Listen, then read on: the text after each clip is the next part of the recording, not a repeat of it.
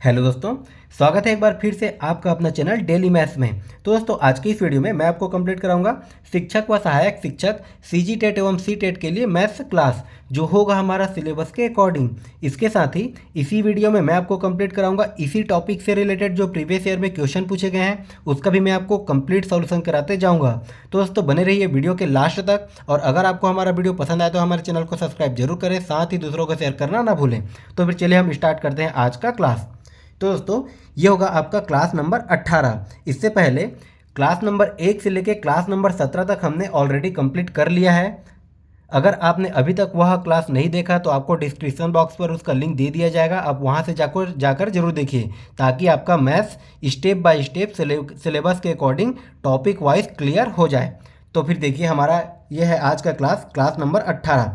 इसमें हम पढ़ेंगे वृत्तीय ग्राफ, पाई चार्ट एवं लेखा चित्र ग्राफ। ठीक है, तो आज के क्लास में हम देखेंगे पाई चार्ट होता क्या है और ये ग्राफ, इन दोनों से क्वेश्चन किस प्रकार से बनते हैं। एक बात और ध्यान दीजिएगा, ये आपका पाई चार्ट और लेखा चित्र आपके सहायक शिक्षक भर्ती के सिलेबस में नहीं है, ये आपके शिक्षक भर्ती के सिलेबस में है। ठीक है, लेकिन फिर भी आप इसको अच्छे से पढ़िएगा क्योंकि ये आपके शिक्षक भर्ती के साथ साथ अगर आप कोई और एग्जाम की तैयारी कर रहे हैं जैसे हॉस्टल वार्डन हो गया तो उन सभी के लिए बहुत ही इंपॉर्टेंट है। तो फिर चलिए हम स्टार्ट करते हैं आज का क्लास। देखिए दोस्तों, क्वेश्चन स्टार्ट करने से पहले एक चीज़ ध्यान दीजिएगा, अगर आपके एग्ज़ाम में पाई चार्ट से रिलेटेड क्वेश्चन आता है तो वो क्वेश्चन आपके लिए बहुत ही इंपॉर्टेंट हो जाता है, क्योंकि अगर पाई चार्ट से क्वेश्चन आया तो उससे 2 से 3 क्वेश्चन कवर होते हैं, और 2 से 3 क्वेश्चन कवर हो रहा है उसका मतलब 2 से 3 नंबर फिक्स हो जाते हैं। इसके साथ ही पाई चार्ट में आपको कोई भी फॉर्मूला नहीं लगता। ठीक है, इसमें सिर्फ और सिर्फ हमें क्वेश्चन को समझना होता है, क्वेश्चन को पढ़ के उसी के बेस्ड हमें आंसर लाना होता है। ठीक है, जैसे हम देखते हैं, इसको हम क्वेश्चन से ही स्टार्ट करते हैं। तो देखिए, कभी भी पाई चार्ट से अगर क्वेश्चन आएगा तो हमें क्वेश्चन इस प्रकार से दिया रहेगा। पहले देखिए, क्वेश्चन नंबर फर्स्ट है, हमें निर्देश के रूप में दिया रहेगा कि प्रश्न क्रमांक 1 से लेके प्रश्न क्रमांक कुछ हमें दिया रहेगा। मान लीजिए ये हमारा दिया है प्रश्न क्रमांक 2 तक। ठीक है, तो प्रश्न क्रमांक 1 से लेके प्रश्न क्रमांक 2, तो यहाँ से क्या कंफर्म होता है कि इसमें 2 क्वेश्चन पूछे गए हैं इस पाई चार्ट से। ठीक है, इस पाई चार्ट से 2 क्वेश्चन पूछे गए हैं, मतलब 2 क्वेश्चन पूछे मतलब 2 नंबर आपका इस क्वेश्चन से फिक्स हो जाएगा। अब देखिए निर्देश में क्या दिया है, निर्देश को पहले ध्यान से पढ़िएगा। निम्नलिखित पाई चार्ट में एक पुस्तक प्रकाशित करने के खर्च के प्रतिशत वितरण का पता चलता है। पाई चार्ट का अध्ययन करें और उसके आधार पर दिए गए सवालों का जवाब दें। ठीक है, ये हमें निर्देश के रूप में दिया रहेगा।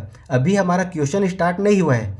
देखिए उसके बाद क्या दिया है, एक पुस्तक प्रकाशित करने में हुए विभिन्न व्यय प्रतिशत में। अब देखिए हमें पाई चार्ट के रूप में दिया है, इसमें देखिए क्या क्या दिया है, प्रमोशन दिया है 10%, उसके बाद मुद्रण दिया है, मुद्रण का लागत दिया है 20%, और परिवहन का क्या दिया है 10%, कागज का लागत है 25%, बाइंडिंग करने का लागत है 20%, और रॉयल्टी का 15%, और उसको प्रमोशन करने का 10%। ठीक है, ये हमें क्वेश्चन के रूप में दिया हुआ है।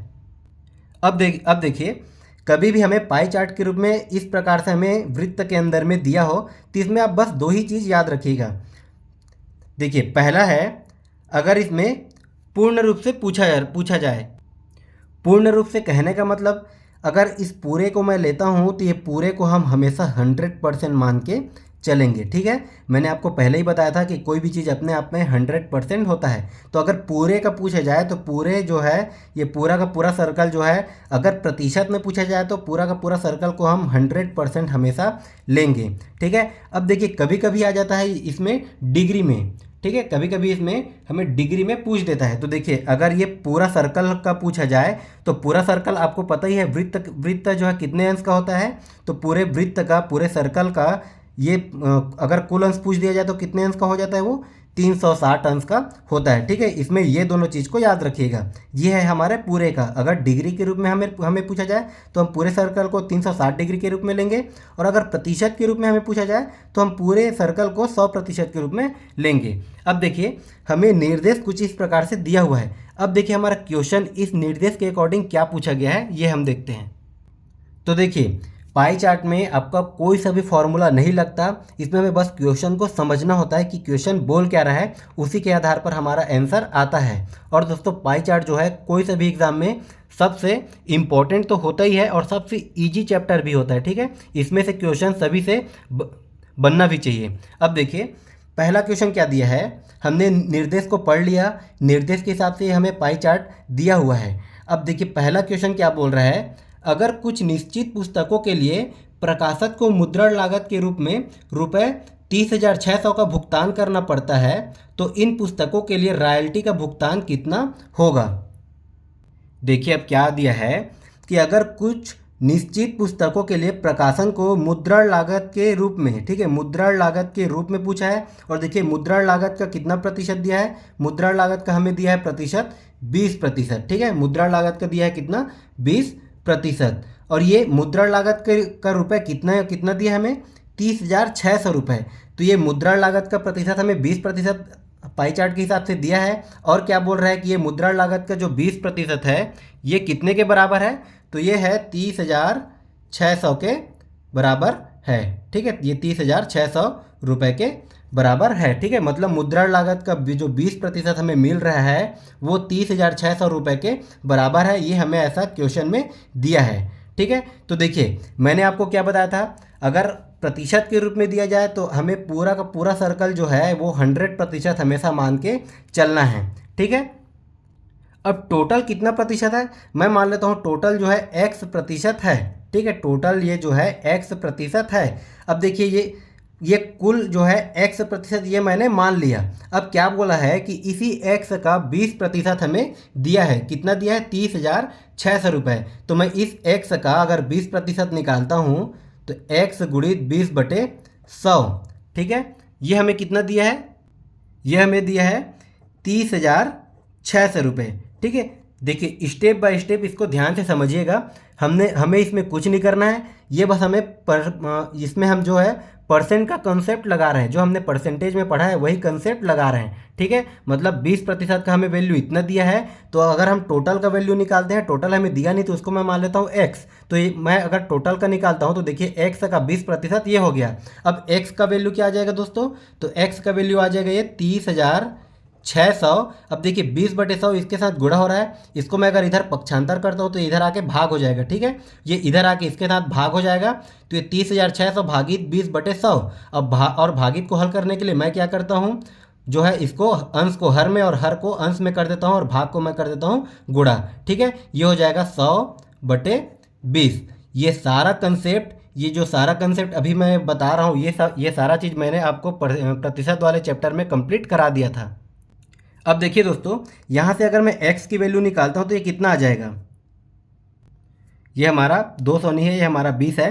तो देखिए यहाँ से ये 1 0 से 1 0 कट गया, उसके बाद ये कितना हो जाएगा, 2 1 2 और ये हो जाएगा 2 5 6 10। अब उसके बाद देखिए ये कितना हो जाएगा, तो ये मैं इसको गुणा कर देता हूँ, ये हो गया 5 0 0, ये हो गया फिर से 5 0 0, ये हो गया 5 6 30 की 0 और ये 3 आया, फिर 5 0 30 5 0 0 और ये 3 का 3, और उसके बाद क्या हो जाएगा 5 तिया 15। तो ये कितना है दोस्तों, x का वैल्यू 1,53,000 रुपये, ठीक है। पूरे का वैल्यू, ये जो पूरे का वैल्यू कितना आ गया, कितना हमें मिला, 1,53,000 रुपये, ठीक है। और इसी में जो है मुद्रण लागत का 20% अगर मैं निकालता हूँ, 1,53,000 का 20%, तो हमें कितना दिया है पहले से 30,600, मतलब हमें पूरे का वैल्यू मिल गया। अब देखिए क्या क्या बोल रहा है क्वेश्चन में, तो इन पुस्तकों के लिए रॉयल्टी का भुगतान कितना होगा। अब देखिए रॉयल्टी के लिए हमें कितना प्रतिशत दिया है, हमें पाई चार्ट में रॉयल्टी के लिए कितना प्रतिशत दिया है, तो देखिए रॉयल्टी के लिए कितना दिया है, 15%। अब हमें यहाँ से हमें जो है पूरे टोटल का वैल्यू मिल गया, ठीक है। अब इसका हम निकाल देंगे 15%, क्योंकि 15% जो है वो रॉयल्टी के रूप में भुगतान कर रहे हैं, ठीक है। तो पूरे का अगर मैं 15% निकालता हूँ तो देखिए इसको मैं थोड़ा सा नीचे कर लेता हूँ। अगर हमें देखिए पूरे का वैल्यू कितना दिया है, पूरे का वैल्यू दिया है 1,53,000 रुपये, ठीक है। अब इसका हमें क्या निकालना पड़ेगा, 15%। 15% मतलब 15/100, ठीक है। एक एक स्टेप को एक एक पॉइंट को आप समझते जाइएगा, इसमें कोई ज़्यादा बड़ा कंसेप्ट नहीं है, ना ही इसमें कोई ज़्यादा फॉर्मूला है, ठीक है। अब देखिए पूरे का 1,53,000 का अगर मैं 15% निकालता हूँ तो ये कितना हो जाएगा दोस्तों, 2 0 से ये 2 0 कट गया। ठीक है, अब देखिए 15 शून्य ये शून्य हो गया, 15 तिया 45 की 5, यह आया बचा 4, 15 पंचे 75 और ये 75 और 4 कितना हो जाएगा 79, 79 की 9, ये फिर बचा 7, 15 एकम 15 और 15 और 7 को मैं जोड़ता हूँ तो कितना हो जाएगा ये 22।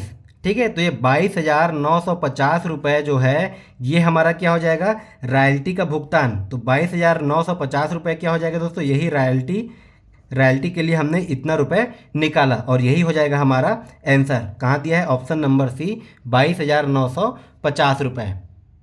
तो देखिए दोस्तों, पाई चार्ट में हमेशा हमें इजी क्वेश्चन ही पूछेगा, बस क्वेश्चन में बोल क्या रहा है वो उसी का कंसेप्ट हमें समझना है। अगर एक बार आपने यह कंसेप्ट समझ लिया तो आपसे इस प्रकार से हर एक क्वेश्चन विद इन सेकंड बनेगा।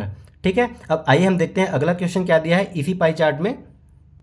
तो देखिए क्वेश्चन नंबर सेकेंड दिया है, रॉयल्टी पर किए गए व्यय के अनुरूप क्षेत्र का केंद्रीय कोण क्या होगा। ठीक है, अब रॉयल्टी के अनुरूप बोल रहे हैं, तो देखिए रॉयल्टी क्या है हमारा 15%। ठीक है, अब इसमें क्या बोल रहा है केंद्रीय कोण, अब हमें पूछ रहा है कोण के रूप में। तो मैंने आपको क्या बताया था कि अगर हमें सर्कल के रूप में दिया हो और प्रतिशत ने पूछे तो उसको हम हमेशा 100% लेके चलेंगे, और अगर कोण के रूप में पूछे तो हम उसको 360 अंश 360 डिग्री का मान लेंगे, क्योंकि पूरा जो है वृत्त का जो है वो कितने कोण का होता है 360 अंश का होता है। ठीक है, अब देखिए इसमें हमें क्या पूछा है, व्यय के अनुरूप का केंद्रीय कोण, और ये किस में पूछा है हमें रॉयल्टी में। तो देखिए रॉयल्टी का कितना दिया है 15%। ठीक है, अब देखिए मैं इसी को अगर मैं कोण में कन्वर्ट करता हूँ तो ये हमारा क्या हो जाएगा, तो देखिए टोटल कोण हमारा 360 अंश का हो जाएगा। कितना हो जाएगा टोटल कोण 360 अंश का। अब हमें कितना का जो है रॉयल्टी में कितना है 15% को, तो 15%। ठीक है, 15/100 ये क्या हो जाएगा गुणा, मतलब 360 का 15% कितना होगा। अब इसको देखिए मैं अगर कटा देता हूँ, ये 1 0 से 1 0 कट गया, ये हो जाएगा 5 तिया 15 और ये हो जाएगा 5 दूने 10। अब ये फिर से कटेगा 2 एकम 2 और ये गया 18 बार में। ठीक है, 18 दूने 36। तो हम अब कितना बचे दोस्तों, तो ये बचा 18 गुणित 3। ठीक है, और 18 तिया कितना हो जाता है, 18 तिया होता है 54। ठीक है, तो 360 अंश का जो है अगर उसका मैं रॉयल्टी के रूप में 15% लिया तो 360 का 15% कितना निकल के आया है दोस्तों 54। ठीक है, और इसको किस में लिया है कोण के रूप में। ठीक है, अगर इसको मैं कोण के रूप में लेना चाहूँ तो इसको मैं कितना लूँगा 15% को, ये हो जाएगा 360 का 54 अंश। ठीक है, तो कभी भी ऐसे हमें वृत्त के रूप में अगर दिया हो तो इस कंसेप्ट को याद रखिएगा, पूरे सर्कल जो है 360 अंश का होता है। ठीक है, इसी कंसेप्ट से अगर आपको कभी भी डिग्री में पूछ दिया जाए तो हमें इसी कंसेप्ट से निकालना है। आइए देखते हैं इसी में अगला क्वेश्चन क्या दिया है। देखिए हमारा अगला क्वेश्चन है इसमें भी दिया है निर्देश। ठीक है, प्रश्न क्रमांक 1 से प्रश्न क्रमांक 2 तक।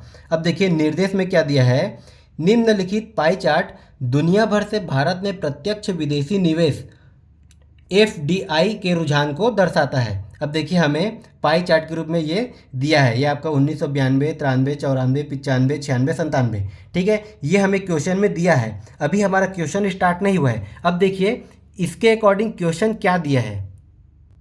तो देखिए दोस्तों क्वेश्चन नंबर पहला दिया है, 1992 में निवेश के मुकाबले निवेश 1997 का अनुपात क्या हो जाएगा। मतलब 1992 में कितना निवेश है, 1992 में कितना निवेश है दोस्तों, तो देखिए 1992 में 5.7 का निवेश है। कितना निवेश है 5.7 का। ठीक है, और 1997 में कितना निवेश है, 1997 का निवेश देखिए हमें दिया है 31.36। कितना निवेश है 31.36। अब क्या पूछा है इन दोनों का अनुपात। ठीक है, क्या पूछा है इन दोनों का अनुपात, तो मैं कर देता हूँ इन दोनों का अनुपात। इसको मैं यहाँ पर करता हूँ, देखिए तो ये हो जाएगा हमारा पहला 31.36 अनुपात मतलब क्या होता है बटे। ठीक है, अनुपात क्या हो जाएगा दोस्तों 5.7। ठीक है, अब ये देखिए हमारा भिन्न का जोड़ घटा यही रूप में आ गया। अब देखिए दोस्तों मुझे पता है कि आपका सिलेबस कैसे कंप्लीट कराना है, आपको किस टॉपिक को पहले पढ़ाना है। ठीक है, इसीलिए मैं आपको जो है इस इस चैनल के माध्यम से हर एक क्लास को स्टेप बाय स्टेप और जो स्टार्टिंग से पढ़ा रहा हूँ उसको देखने का फ़ायदा यह है कि आप जो है ये सारा चीज़ पहले ही क्लास में सीख गए हैं, ठीक है। इसीलिए मुझे पता है कि कौन से क्लास को पहले पढ़ाना है और कौन से क्लास को बाद में पढ़ाना है, और ये सारा कंसेप्ट जो है पहले क्लास में ही कंप्लीट हो गया है, ठीक है। आपका चाहे प्रतिशत का हो, अभी मैंने आपको प्रतिशत का कैलकुलेशन बताया, और अब ये हमारा आ गया दशमलव भिन्न का कैलकुलेशन। तो ये सारा चीज़ जो है मैंने पहले क्लास में पढ़ा दिया। अगर मैं पहले ही ये पाई चार्ट अगर पढ़ाता तो इन सब में आप कंफ्यूज हो जाते हैं, ठीक है। तो ये सारा चीज़ जो है पहले क्लास में करा दिया गया है। अगर अभी भी आपने वह वीडियो नहीं देखा तो आप जाके क्लास 1 से लेकर लगातार सभी क्लास को जरूर देखिए, ठीक है। उसमें आपको काफ़ी हेल्प मिलने वाला है। अब देखिए यहाँ से अगर मैं इसको सॉल्व करता हूँ तो ये हमारा क्या हो जाएगा, तो देखिए ये 31.36, तो 31.36 को और मैं क्या लिख सकता हूँ, इसको मैं लिख सकता हूँ ये 3136, और ये बटे में दशमलव की जगह में 1, 2 संख्या है तो 2 0, ठीक है। अब इसके बटे में क्या हो जाएगा दोस्तों 5.7, तो 5.7 को मैं और क्या लिख सकता हूँ, देखिए पूरे के बटे में हो जाएगा ये 57/10, ठीक है। मतलब ये भिन्न का और भाग के रूप में और भिन्न होगा, ठीक है।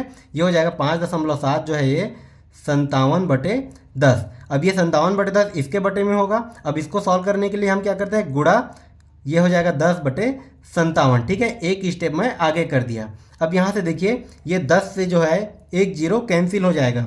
अब यहाँ पर अगर मैं 3136 कितना है 3136 को 57 से अगर भाग करता हूँ, ठीक है, 3136 को अगर मैं 57 से भाग करता हूँ तो ये किस प्रकार से हो जाएगा, देखिए तो ये हो जाएगा हमारा 57 पंछे कितना हो जाएगा दोस्तों, ये हो जाएगा 5 सत्ते 35, ये हो गया, और ये हो गया 285, ठीक है। 57 पंछे आ जाएगा 285। अब देखिए 313 में अगर मैं 285 को माइनस करता हूँ तो ये कितना आ जाएगा दोस्तों, तो ये हमारा आ जाएगा 28, ये आ गया 28, और ये 6 बचा, 6 को मैंने उतार दिया। अब ये फिर से 57 पंछे कितना हो जाएगा 285, ठीक है। अब देखिए ये कितना बचा, 1 बचा, मतलब अब उसके बाद दशमलव लगा देता हूँ तो यहाँ पर ये जीरो आ जाए, जीरो बढ़ गया। अब उसके बाद ये कितने बार में जाएगा, ये 0 बार में जाएगा। अब देखिए यहीं से एक बार देखिए, हमें ज़्यादा भाग करने की ज़रूरत नहीं है। अब यहाँ पर हमने क्या किया था, 3136 को 57 से भाग किया था। अब 3136 जो है 10 से भी भाग हो रहा है, ठीक है। मतलब जो भी हमारा आंसर आएगा, हमारा आंसर किस रूप में आ रहा है, देखिए 55 दशमलव समथिंग कुछ आ रहा है, ठीक है। अब ये जो है 10 से और भाग हो रहा है, ये जो है 10 से और भाग हो रहा है, तो नीचे में देखिए कितना जीरो है, 1 जीरो है, तो दशमलव जो है इस साइड से एक स्थान के बाद में खिसक जाता है। मतलब ये दशमलव यहाँ है तो एक स्थान खिसकेगा तो ये कहाँ पास आ जाएगा, कुछ यहाँ पास आ जाएगा। मतलब ये कितना हो जाएगा 5.5, उसके बाद समथिंग इधर कुछ भी आएगा। तो अब हम देखते हैं ऑप्शन से, ठीक है। 5.5 के रूप में हमें कौन सा दिया है, तो देखिए ऑप्शन नंबर है 5.5, ये 5.36, 5.6 और ये 5.7। तो देखिए हमारा ऑप्शन नंबर ए ही हो जाएगा, ठीक है।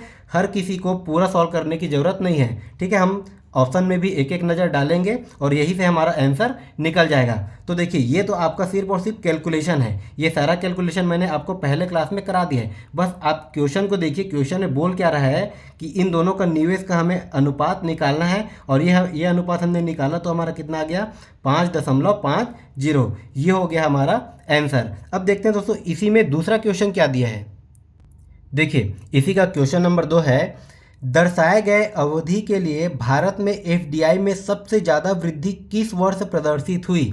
अब देखिए इससे ज़्यादा इजी तो और मेरे हिसाब से पाई चार्ट में नहीं होगा। क्या बोल रहा है, दर्शाए गई अवधि के लिए भारत में एफडीआई में सबसे ज़्यादा वृद्धि किस वर्ष हुई, और हमें पाई चार्ट दिया हुआ है। देखिए इसमें वर्ष भी दिया है, 1992 में इतना का वृद्धि हुआ, 1993 में 10.15 का वृद्धि हुआ, 1994 में इतना, 95 में इतना, 96 में इतना और 97 में इतना। तो देखिए हमें पाई चार्ट से ही कन्फर्म दिख रहा है कि सबसे ज़्यादा वृद्धि किस में हुआ, 1997 में, ठीक है। 1997 में सबसे ज़्यादा वृद्धि कितना, 31.36, और यही चीज़ हमें पूछा है कि सबसे ज़्यादा वृद्धि किस वर्ष में हुआ। अब देखिए 1997 में कितना हो रहा है, 31.36। अब देखिए ऑप्शन में क्या दिया, 1993, 94, 95, 96 और 1997 हमें ऑप्शन में दिया ही नहीं है। ठीक है, तो ऑप्शन में जो दिया है उसी के हिसाब से हम लेंगे आंसर। तो देखिए अब 97 के बाद वृद्धि किस में हो रहा है, देखिए तो यहाँ से हमें पाई चार्ट से स्पष्ट रूप से दिख रहा है कि 1997 के बाद 1996 में वृद्धि हो रहा है। ठीक है, तो इसमें हम आंसर किसको लेंगे, ऑप्शन नंबर डी को। इसमें हमें कोई कैलकुलेशन नहीं करना, ना ही कोई फॉर्मूला लगाना, सिर्फ और सिर्फ क्वेश्चन को पढ़े और देखिए पाई चार्ट को ही देख के आंसर आ गया। ठीक है, तो देखिए इस प्रकार से कभी भी क्वेश्चन आता है तो उसको आप ध्यान से पढ़िएगा, ध्यान से समझिएगा। आपका जो है पाई चार्ट में 2 से 3 नंबर, कभी कभी 3 क्वेश्चन भी पूछ देता है, कभी कभी 4 क्वेश्चन भी पूछ देता है। ठीक है, तो ये क्वेश्चन जो है आपका बहुत ही ईजी होता है और आपका नंबर भी बहुत ही आसानी से मिल जाता है। अब आइए देखते हैं इसी में अगला क्वेश्चन क्या दिया है। देखिए हमारा क्वेश्चन नंबर 3 दिया हुआ है, नीचे दिए गए पाई चार्ट में एक शहर की शिक्षित व अशिक्षित महिलाओं और पुरुषों को प्रतिशत दिया गया है। ठीक है, यदि कुल पुरुषों एवं महिलाओं की संख्या 2,50,000 है तो शिक्षित पुरुषों एवं महिलाओं के बीच कितना अंतर है। ठीक है, देखिए आपको क्वेश्चन को बस ध्यान से पढ़ना है। क्या बोल रहा है कि एक शहर में कुल शिक्षित और अशिक्षित महिलाओं का प्रतिशत हमें दिया गया है और यदि कुल पुरुषों एवं महिलाओं की संख्या, मतलब ये हमें कितना दिया है 2,50,000, ये हमें क्या दिया है, ये हमें दिया है टोटल का वैल्यू। ठीक है, ये हमें दिया है दोस्तों टोटल, जो पुरुष और महिला दोनों को मिलाकर टोटल का वैल्यू कितना दिया है 2,50,000। ठीक है, ये हमें टोटल के रूप में दिया हुआ है। अब उसके बाद क्या बोल रहे हैं दोस्तों, तो देखिए तो शिक्षित पुरुषों एवं महिलाओं के बीच कितना अंतर है ये हमें निकालना है। तो देखिए शिक्षित पुरुष और शिक्षित महिलाओं का प्रतिशत हमें पाई चार्ट में दिया हुआ है। क्या दिया, देखिए शिक्षित पुरुष का जो है पाई चार्ट में कितना प्रतिशत दिया है, 35%। ठीक है, शिक्षित पुरुष का दिया है 35% और शिक्षित महिलाओं का कितना दिया है, तो देखिए शिक्षित महिलाओं का ये है हमारा शिक्षित महिला का, ये दिया है 33%। ठीक है, और क्या बोल रहे हैं क्वेश्चन में कि शिक्षित पुरुष एवं शिक्षित महिलाओं के बीच कितना अंतर है, इन दोनों के बीच अंतर हमें पूछा गया है। तो देखिए शिक्षित पुरुष का प्रतिशत दिया है 35% और शिक्षित महिलाओं का प्रतिशत दिया है 33%। तो इन दोनों के बीच कितना प्रतिशत में अंतर आ रहा है, तो देखिए 35 में और ये 33 में, तो दोनों के बीच कितना प्रतिशत में अंतर आ रहा है दोस्तों, तो दोनों के बीच 2% का अंतर आ रहा है। ठीक है, ये 2% का अंतर आ रहा है और यही चीज़ हमें पूछा है। अब ये हमें प्रतिशत में ना पूछ के एक्चुअल वैल्यू के रूप में पूछा है, तो हम 2% को एक्चुअल वैल्यू के रूप में कैसे निकालेंगे। तो देखिए टोटल हमें कितना दिया है 2,50,000, टोटल कितना दिया है 2,50,000। ठीक है, अब इसका हम निकाल लेते हैं 2%, मतलब 2/100। ठीक है, आपको क्वेश्चन जो है समझ में आ गया होगा। देखिए हमें टोटल का वैल्यू दिया है, शिक्षित पुरुष का प्रतिशत दिया 35%, शिक्षित महिलाओं का प्रतिशत दिया 33% और इन दोनों का अंतर, क्योंकि क्वेश्चन में अंतर पूछा है और यही चीज़ हमें पूछा है, तो हम निकाल लेंगे अब टोटल का 2,50,000 का 2%। तो इसको देखिए अब हम कैसे सॉल्व करेंगे। तो देखिए 2 जीरो से 2 जीरो कट गया। ठीक है, अब इसको मैं सॉल्व करता हूँ तो ये हमारा क्या आ जाएगा, इसको मैं नीचे में लिखता हूँ। तो देखिए 2 शून्य शून्य, फिर 2 शून्य शून्य, 2 पंछे 10, 10 की 0, 1 बचा, 2 दूने 4, 4 और 1 5। ठीक है, तो टोटल हमें कितना मिल गया, शिक्षित पुरुषों और महिलाओं के बीच कितना अंतर है, तो इन दोनों के बीच कितना का अंतर हो जाएगा दोस्तों, 5,000 का, और यही हो जाएगा हमारा आंसर। ये हो गया ऑप्शन नंबर सी। तो देखिए कितना आसान सा क्वेश्चन पूछा गया है, इसमें कोई फॉर्मूला नहीं, कोई इसमें कुछ भी नहीं, बस क्वेश्चन को पढ़े और आंसर निकाल लिए। अब यहाँ पर देखिए थोड़ा सा जो कैलकुलेशन है ये प्रतिशत का कैलकुलेशन है। ठीक है, अगर आप हमारा क्लास डेली का डेली लगातार इसको फॉलो कर रहे हैं, अगर आप डेली का क्लास देख रहे हैं, तो आप यहाँ पर आपको कोई सा भी कन्फ्यूजन नहीं होगा, आप इसको आसानी से बना सकते हैं, क्योंकि ये सारा कैलकुलेशन हमने पहले ही करा दिया है। और देखिए ये इतना आसान सा क्वेश्चन शिक्षक भर्ती 2023 में पूछा भी गया है। ठीक है, ये सारे क्वेश्चन प्रीवियस ईयर में पूछे गए क्वेश्चन हैं। अब आइए देखते हैं हम अगला क्वेश्चन क्या दिया है। देखिए हमारा अगला क्वेश्चन है, ये जो है शिक्षक भर्ती 2019 में पूछा गया था। ठीक है, तो देखिए क्वेश्चन नंबर 4 है, 18,000 मासिक आय वाले किसी व्यक्ति का मासिक बचत प्लान निम्न वृत्तारेख में दिया गया है। ठीक है, मतलब 18,000 रुपये मासिक आय वाले कोई भी व्यक्ति का जो है मासिक बचत प्लान दिया है। ठीक है। मासिक बचत प्लान किस रूप में दिया है, देखिए 105 डिग्री है किराया के रूप में, उसके बाद 40 डिग्री है विविध के रूप में, उसके बाद 80 डिग्री है कितना बचत के रूप में, उसके बाद 65 का ये शिक्षा के रूप में, और 70 को है भोजन के रूप में। ठीक है, ये हमें बचत के रूप में दिया है। अब देखिए क्वेश्चन में क्या क्या पूछा है, शिक्षा में व्यय, किसमें व्यय, शिक्षा में व्यय व किराया में व्यय, शिक्षा में व्यय व किराया में व्यय का अंतर बचत से कितना कम है। ठीक है, जो टोटल बचत है उससे जो है शिक्षा में व्यय और किराया में व्यय का अंतर कितना कम है, ये हमें पूछा है। अब देखिए इसमें क्या है, हमें मासिक आय जो है रुपए के रूप में दिया है, और जो बचत है वो हमें डिग्री के रूप में दिया है। तो देखिए क्वेश्चन को आप ध्यान से समझते जाइएगा। मैंने आपको क्या बताया था, अगर वृत्त के रूप में दिया हो और डिग्री दिया हो तो जो है पूरा वृत्त कितने अंश का हो जाता है, 360 अंश का हो जाता है। और ये 360 अंश क्या होगा दोस्तों, ये होगा टोटल का वैल्यू। ठीक है, ये होगा टोटल पूरे वृत्त का। अब देखिए उसके बाद क्या पूछा है, शिक्षा में व्यय। ठीक है, हमें पूछा है शिक्षा में व्यय। अब शिक्षा में कितना का व्यय हो रहा है, 65 डिग्री का। कितना हो रहा है शिक्षा में दोस्तों, ये हो रहा है शिक्षा में 65 डिग्री का। ठीक है, और उसके बाद किराया में व्यय, तो किराया में कितना का व्यय हो रहा है, 105 डिग्री का। किराया में कितना का हो रहा है, किराया में हो रहा है 105 डिग्री का। और इन दोनों के बीच का अंतर, ठीक है, इन्हीं दोनों के बीच का अंतर हमें निकालना है। तो देखिए इन दोनों के बीच का अंतर अगर मैं कर देता हूँ, 105 में से मैं 65 को घटा देता हूँ तो कितना आ जाएगा दोस्तों, ये आ जाएगा हमारा 40 डिग्री। ठीक है, अब देखिए क्वेश्चन में क्या क्या दिया है कि 18,000 रुपये मासिक आय, ये जो है 18,000 रुपये ये पूरे आय का वैल्यू है। ठीक है, और ये पूरा को हमने कितना के रूप में माना था, अगर डिग्री के रूप में अगर हमने देखा था तो कितना माना था, पूरा 360 डिग्री के रूप में माना था। मतलब 360 डिग्री का वैल्यू कितना दिया है, ये दिया है 18,000। ठीक है, ये दिया है 18,000, मतलब 360 डिग्री का वैल्यू हमें 18,000 दिया गया है, ये क्वेश्चन के अकॉर्डिंग। अब उसके बाद हमें क्या निकालना है, शिक्षा में व्यय व किराया में व्यय का अंतर। तो हमने शिक्षा में व्यय और किराया में व्यय का अंतर निकाला तो कितना है दोस्तों, 40 डिग्री का।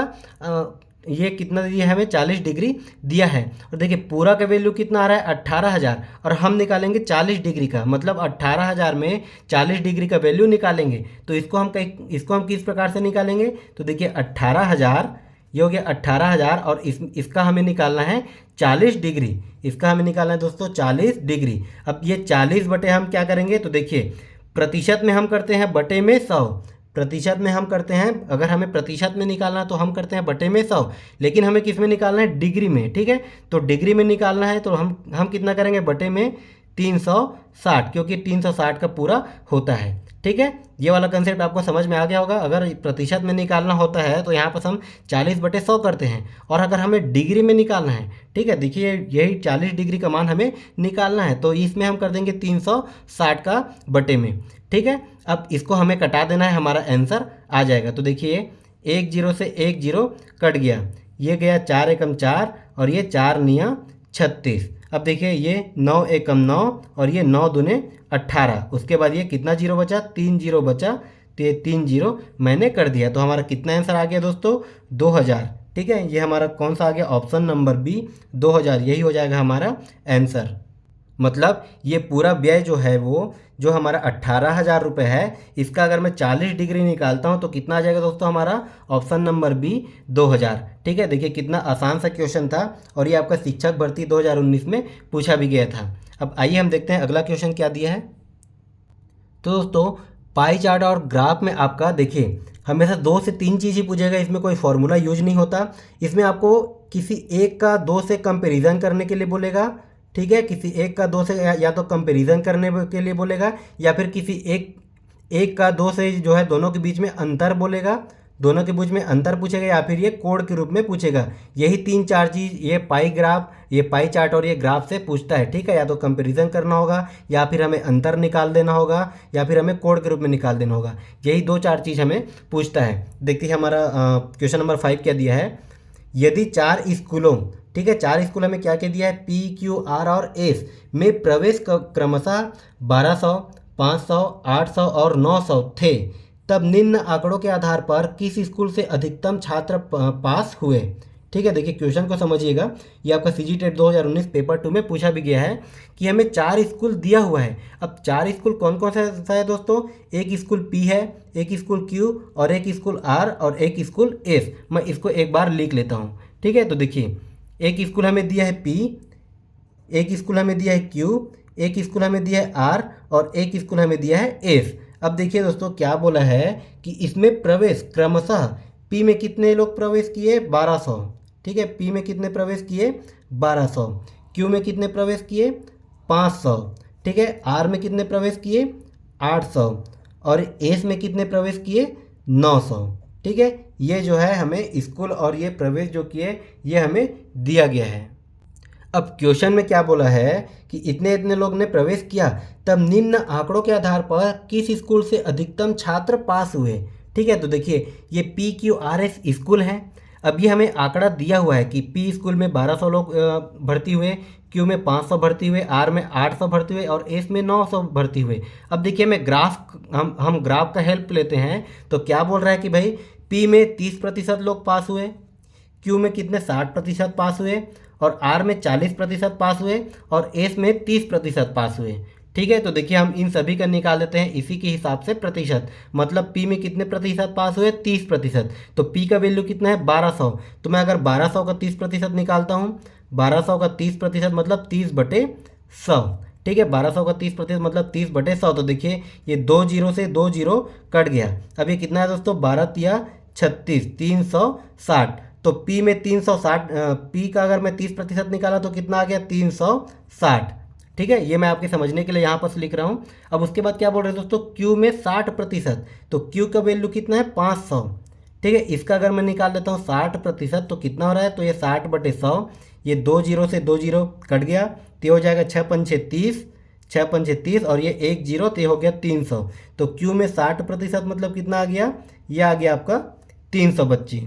ठीक है, 300 बच्चे पास हुए। अब देखिए R का 40%। तो R का वैल्यू क्या है दोस्तों? 800। ठीक है, तो 800 का अगर मैं 40% निकालता हूँ तो हो गया गुणित 40/100। ठीक है, तो ये हो गया 2 जीरो से 2 जीरो कैंसिल। तो 8 चौक कितना आ गया? 32 और ये 1 जीरो का 1 जीरो। तो R का अगर मैं 40% निकाला तो कितना आ गया? 320। ठीक है, और उसके बाद क्या बोल रहा है? एस का 900। ठीक है, तो एस का कितना प्रतिशत है? ये 30%। तो मैं 900 का अगर 30% निकालता हूँ, ठीक है, तो 900 गुणित 30/100। ठीक है, 900 गुणित 30/100। एक एक को समझते जाइएगा, यहाँ जगह नहीं है इसीलिए मैं इसको इस साइड निकाल रहा हूँ। ठीक है, तो ये देखिए 2 जीरो से 2 जीरो कट गया तो ये कितना हो गया? 9 तिया 27 और ये 1 जीरो का ये हमारा 1 जीरो। ठीक है, तो देखिए एस का अगर मैं 30% निकाला, 900 का 30% कितना आ गया? 270। ये हमें बस प्रतिशत निकालना है। और क्या बोल रहा है कि किस स्कूल से अधिकतम छात्र पास हुए? अब देखिए हमने प्रतिशत के रूप में दिया था तो हमने ये छात्र के रूप में निकाल लिया। तो देखिए अब किस स्कूल में सबसे ज़्यादा छात्र हुए? तो देखिए 360 है, 300 है, 320 है और 270 है। तो सबसे ज़्यादा कौन है? तो सबसे ज़्यादा है हमारा 360 वाला। मतलब किस स्कूल से सबसे ज़्यादा छात्र पास हुए? तो हमारा स्कूल P से। ठीक है, स्कूल P से ये हमारा सबसे ज़्यादा छात्र पास हुए। कितने छात्र पास हुए? तो 360 छात्र पास हुए। ठीक है, तो यह आ जाएगा हमारा आंसर ऑप्शन नंबर A। ये हो जाएगा हमारा स्कूल P। ठीक है, तो देखिए कितना आसान सा था इसका कंसेप्ट। इसमें हमें ज़्यादा कुछ नहीं करना था। इन सभी का जो है प्रतिशत ये हमें ग्राफ में दिया गया है। 30%, 60%, 40% और ये 30%, ये हमें ग्राफ में दिया गया है। इन सभी का मैंने प्रतिशत निकाल लिया और हमारा आंसर आ गया। उम्मीद है आपको यह क्वेश्चन समझ में आया होगा। तो आइए हम देखते हैं अगला क्वेश्चन क्या दिया है। तो देखिए दोस्तों, अभी आपके पास टाइम है। अगर आपको लगता है कि मेरा ये वाला टॉपिक, ये वाला सब्जेक्ट जो है डाउट है, इसमें मैं कमज़ोर हूँ, इसमें मुझे दिक्कत होता है पढ़ने में, चाहे वो आपका इन्वायरमेंट हो या इंग्लिश हो या हिंदी हो या फिर मैथ्स हो, ठीक है, कोई सा भी सब्जेक्ट हो, तो अभी आप उस सब्जेक्ट पे ज़्यादा फोकस कीजिए। क्योंकि अभी जो है भर्ती आने में टाइम है। अगर आपके पास टाइम है तो उस टाइम का सदुपयोग कीजिए। आपका जो सब्जेक्ट ज़्यादा वीक है तो आप उसको ज़्यादा तैयारी कीजिए। ठीक है, उसमें ज़्यादा से ज़्यादा समय दीजिए। उस सब्जेक्ट के हर एक टॉपिक को क्लियर कीजिए, चाहे वो आपका कोई सा भी सब्जेक्ट हो। ठीक है, अब देखिए हमारा अगला क्वेश्चन क्या दिया है।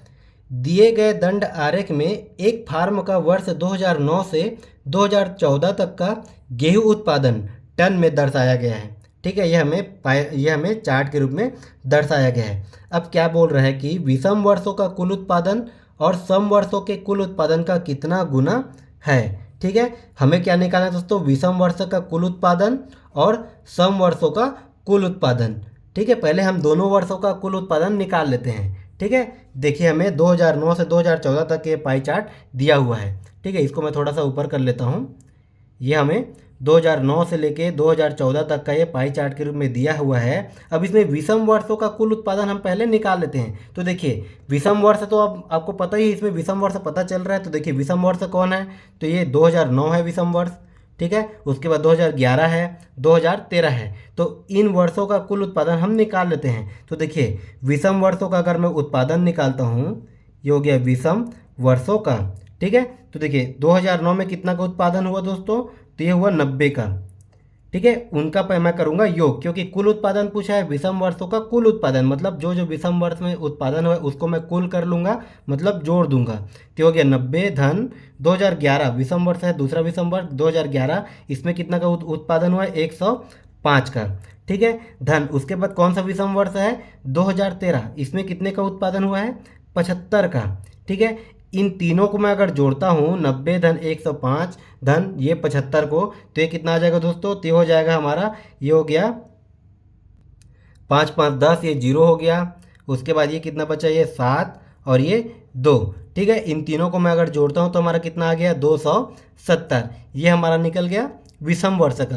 अब उसके बाद क्या पूछा है, सम वर्षों का कुल उत्पादन, मतलब सम वर्ष में आप देखिए कौन कौन सा आ जाएगा, मैं लिख लेता हूँ इसको सम वर्ष। ठीक है, तो देखिए अब इसमें सम वर्ष कौन कौन सा दिया है, तो ये दिया है 2010, ये हो जाएगा हमारा सम वर्ष। सम और विषम तो आपको पता ही होगा। ठीक है, तो देखिए 2010 में कितना का उत्पादन है, ये है 110 का। धन उसके बाद सम वर्ष कितना है, 2012, तो 2012 में कुल उत्पादन कितना है, 130। धन उसके बाद सम वर्ष कौन सा दिया है, 2014, तो 2014 का कुल उत्पादन कितना है दोस्तों, ये है 120। तो इन तीनों का अगर मैं योग कर देता हूँ तो ये हमारा कितना आ जाएगा, तो ये देखिए 0 0 का 0, 3 2 5 और 1 6, और ये कितना हो गया 1 2 3। ठीक है, ये हमारा आ गया 360। ठीक है, ये हमारा आ गया 360, मतलब हमें देखिए विषम वर्ष का कुल उत्पादन 270 मिल गया और सम वर्ष का कुल उत्पादन मिल गया 360। अब देखिए क्वेश्चन में क्या पूछा है दोस्तों, कि इन दोनों का हमने कुल उत्पादन निकाल दिया। अब विषम वर्ष का कुल उत्पादन जो है सम वर्ष के कुल उत्पादन का कितना गुना है। ठीक है, तो कितना गुना है ये हम निकालने के लिए क्या करेंगे, तो देखिए विषम वर्ष का कुल उत्पादन कितना है, 270। ठीक है, अब उसके बाद सम वर्ष का कुल उत्पादन कितना है, 360। अब कई लोग को इसमें भी कन्फ्यूजन होगा कि मैंने 360 को नीचे में क्यों लिया, तो इसका भी कंसेप्ट मैंने आपको पहले ही क्लियर करा दिया है, मैंने प्रतिशत वाला में पढ़ाया था। देखिए अगर हमें कभी भी दो वैल्यू दिया हो और बोल दे कि एक वैल्यू दूसरे वैल्यू का कितना प्रतिशत है, तो जिसके साथ दोस्तों का लगा रहता है वो आ जाता है नीचे में। ठीक है, इसका कंसेप्ट जो है मैंने आपको प्रतिशत वाले चैप्टर में अच्छे से करा दिया था। तो क्या बोला, देखिए विषम वर्षों का कुल उत्पादन, ठीक है, तो विषम वर्ष का कुल उत्पादन 270 है, और ये सम वर्षों के कुल उत्पादन का तो का किसके साथ आ रहा है, सम वर्ष के साथ। ठीक है, तो इसीलिए मैंने 360 को नीचे ले लिया। ठीक है, अब यहाँ से देखिए इसको मैं कटा देता हूँ, ये 1 0 से 1 0 कैंसिल हो गया। अब उसके बाद ये कितना हो जाएगा, तो ये हो जाएगा हमारा 9 तिया 27, और ये हो जाएगा 9 चौक 36। तो ये हमारा कितना आ गया दोस्तों, 3/4, और यही हो जाएगा हमारा आंसर। अब देखिए हमारा पॉइंट के रूप में दिया है, तो इसको मैं सिंपली एक बार और सॉल्व कर लेता हूँ। तो इसको मैं कर दूंगा 3/4। ठीक है, तो ये हो गया 0, ये हो गया 0, ये बचा 3, दशमलव को लगा दिया तो ये 0, उसके बाद 4 सते 28, यहाँ से फिर से अब भाग देना तो आपको आ ही जाएगा, यहाँ से फिर से 2 बचा, दशमलव लग गया तो ये 20 हो गया। उसके बाद ये आ जाएगा, ये हो जाएगा 4 पंछे 20। ठीक है, ये पूरा कट गया। तो ये हमारा आंसर देखिए क्या आ गया, 0.75। क्या आंसर आ गया दोस्तों हमारा, ऑप्शन नंबर बी 0.75 5। तो देखिए कितना आसान सा क्वेश्चन था। ये आपका CGTET 2019 पेपर 2 में पूछा गया था। तो दोस्तों पाई चार्ट हो या फिर आपका बार ग्राफ हो, इससे क्वेश्चन बहुत ही आसान सा पूछते हैं। बस ऐसे क्वेश्चन को देख के घबराने की बिल्कुल भी ज़रूरत नहीं है। ऐसे क्वेश्चन आइए तो कई बच्चे इसको छोड़ देते हैं, अटेम्प्ट ही नहीं करते। ठीक है, तो कभी भी इस प्रकार से क्वेश्चन आता है तो इसको अटेम्प्ट जरूर कीजिएगा। इसमें आपका टाइम भी कम बचता है और ये बहुत ही स्कोरिंग होता है। ठीक है, तो फिर अच्छे से तैयारी कीजिए। मैं आपको एक बार फिर से बोलूँगा, आपका जो सब्जेक्ट जो है वीक है उसी पे ज़्यादा फोकस कीजिए, क्योंकि अभी आपके पास काफ़ी समय है। तो जो सब्जेक्ट आपका वीक है, चाहे इंग्लिश हो या मैथ्स हो या फिर साइंस हो, उस पर आप ज़्यादा फोकस कीजिए, उसको ज़्यादा से ज़्यादा टाइम दीजिए, उसको नोट्स बना के हर एक पॉइंट को पढ़िए। और रही बात मैथ्स की, तो हमारा क्लास 1 से लेकर शुरू से आप देखिए हर एक वीडियो को, आपका मैथ्स अच्छे से स्कोर हो जाएगा। ठीक है, और उसके साथ ही आपको आज का हमारा वीडियो कैसा लगा हमें कमेंट करके ज़रूर बताइए। साथ ही अच्छा लगे तो हमारे वीडियो को लाइक ज़रूर कीजिए, साथ ही दूसरों को शेयर करना ना भूलें। तो फिर मिलते हैं अगले क्लास में नए टॉपिक और नए ट्रिक के साथ। तब तक के लिए स्वस्थ रहें, मस्त रहें।